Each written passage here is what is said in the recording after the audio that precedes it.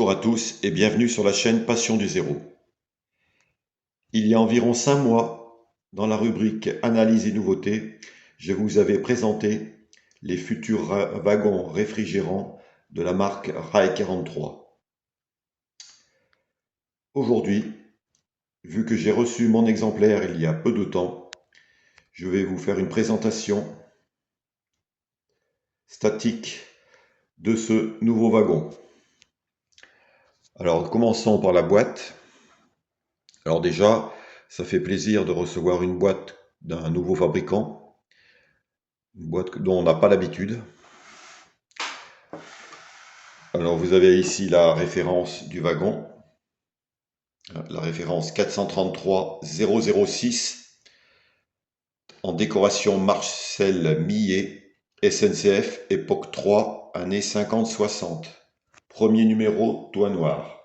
Donc il faut savoir qu'au jour d'aujourd'hui, cette référence est déjà épuisée. Les 150 exemplaires ont tous été vendus. Alors Rail 43 a choisi un boitage orange et marron, on dirait.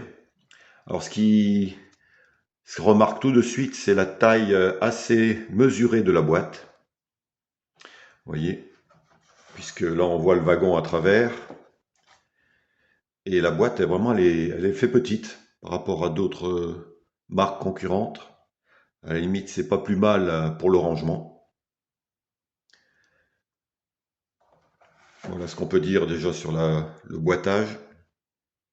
On va ouvrir cette boîte.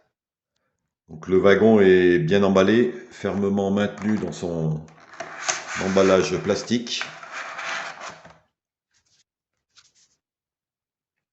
On peut voir ici des pièces détachées. Donc on a les deux attelages à vis et les deux conduites de frein. Et c'est tout pour cette référence, puisque suivant les références, vous n'avez pas le même nombre de pièces détachées et les mêmes pièces détachées. Donc ça, c'est à monter par l'amateur. Puisque d'origine, vous allez voir, les wagons sont livrés avec un attelage type Lenz. Voilà le wagon déballé. Alors tout de suite, on s'aperçoit qu'on a affaire à un beau wagon. Il impressionne.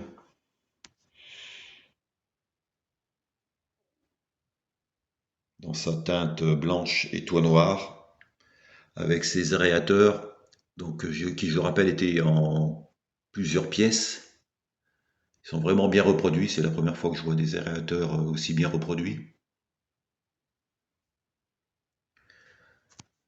Les trappes d'accès pour les pains de glace. Donc là on voit la deuxième trappe d'accès, finement gravée aussi. Alors, ce qui est impressionnant aussi, c'est les bordures du toit.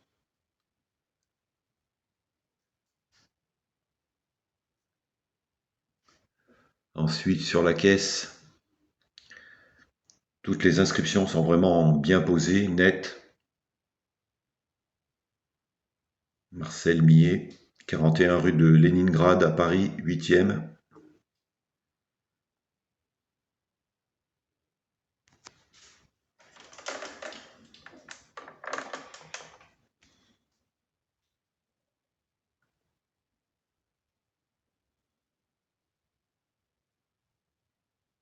Extrémité, avec son échelle,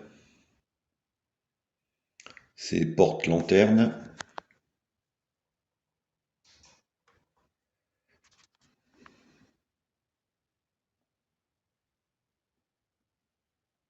Avec l'inscription « Attention au caténaire, danger de mort ». Non, rien ne manque, hein.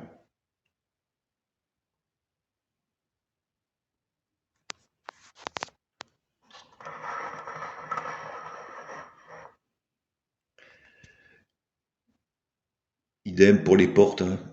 Comme je l'avais dit dans ma vidéo précédente, elles ne sont pas ouvrantes, mais on dirait qu'elles le sont. Le mécanisme, regardez la gravure des charnières de porte, c'est propre. On voit le porte-étiquette qui est très fin aussi.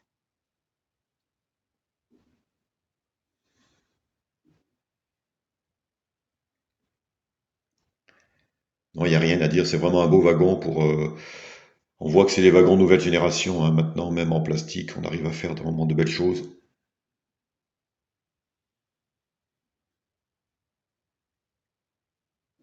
Châssis, avec ses roues Finscal. Donc là, on voit les attelages Lenz qu'il faudra enlever. On commence à avoir l'habitude maintenant, après le dernier wagon citerne Creusot. Alors, Rail 43 a établi une notice qu'il a insérée sur son site internet. Mais là, pour l'attelage et puis les conduites de frein, on n'en a pas besoin. À la limite, ça va se faire facilement. Parce que là, vous voyez, il y a un petit ressort là qu'il faut enlever. Après, enlever comme l'autre wagon Creusot, là, on enlève la goupille ici. Et l'attelage Lenz s'enlève tout seul. Je le ferai après.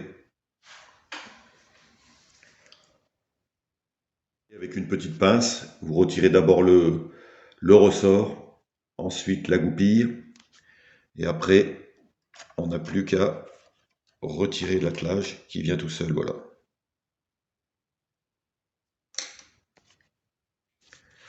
Après, je vais regarder s'il faut comme dans les... Oui, il faut enlever tout ça là, enlever cette chose-là, pour après pouvoir mettre l'attelage à vis dessous. Voilà, les attelages à vis sont montés. Alors, ça n'a pas été une partie de plaisir, hein, parce que c'est simple dans le texte, mais le problème, c'est cette goupille qu'il faut maintenir fermée avant de la passer dans le petit trou, tout en maintenant le ressort comprimé.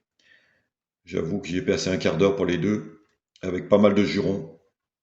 Mais bon, on y arrive finalement. Mais c'est quand même moins pratique que les clips utilisés par Lenz pour verrouiller l'attelage. Enfin, le deuxième, ça a été un peu mieux, une fois on a à peu près compris une technique. Voilà. En s'aidant d'une pince, on serre la goupille, on laisse quand même là, on la laisse dépasser, on maintient le ressort avec un doigt, et après on arrive à enfoncer la goupille dans l'orifice prévu à cet effet. Voilà. En revanche, pour les demi-conduites d'air, pareil, il faut les coller donc avec une colle cyanocrate, ou moi j'ai pris une colle de maquette plastique à scellement rapide.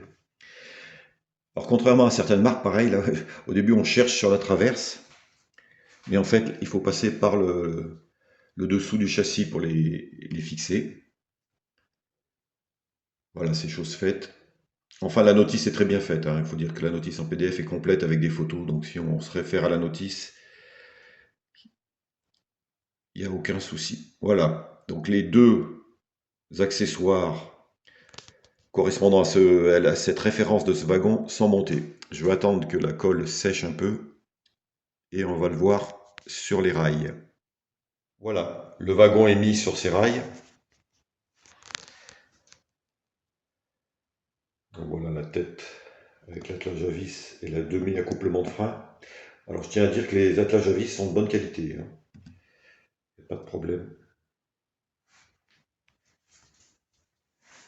Et là, on peut voir attelé au locotracteur COF.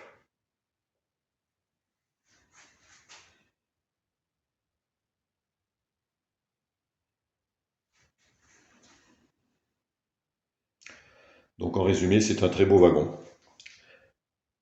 que nous a fait Rail 43.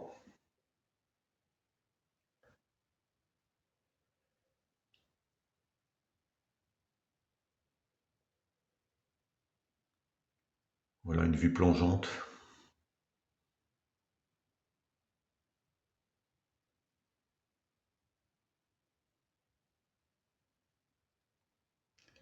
Prochainement, quand je mettrai en fonction mes modules de mon centre autorail, eh ben, je ferai des vidéos avec, de roulage. Pour l'instant, je suis encore pas tout à fait prêt, mais c'est une question maintenant de 2 ou 3 semaines.